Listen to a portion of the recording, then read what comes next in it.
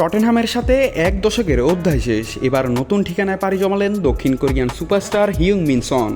ইংল্যান্ডের Tottenham Hotspur ছাড়ার মাত্র 3 দিন পরেই মেজর লিগ সকারের দল লস অ্যাঞ্জেলস এফসির সঙ্গে চুক্তিবদ্ধ হলেন এই দক্ষিণ কোরিয়ান ফরোয়ার্ড।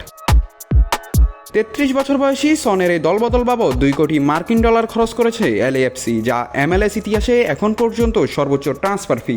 2015 সাল থেকে 2025 পুরো এক দশক সাদা কালো জার্সিতে 454 ম্যাচে 173 গোল করেছেন সন এবং ছিলেন টটেনহামের অন্যতম প্রতীক হয়ে। মঙ্গলবার আনুষ্ঠানিক চুক্তির পরপরই এলএএফসির ম্যাচ দেখতে গিয়েছিলেন তিনি। ম্যাচ চলাকালে জায়ান্ট স্ক্রিনে তাকে দেখা গেলে উচ্ছ্বাসিত হয় পুরো স্টেডিয়াম।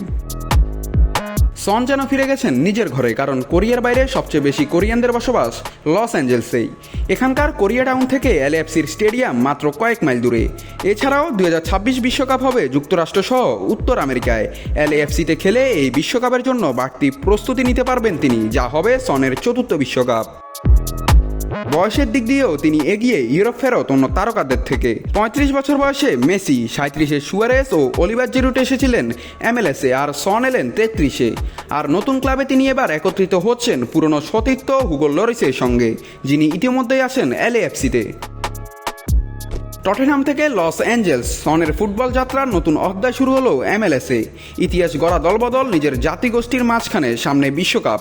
এটাই হয়তো সনের জন্য সঠিক সময়, সঠিক জায়গা। নাত রাহুল, নিউজ না স্পোর্টস।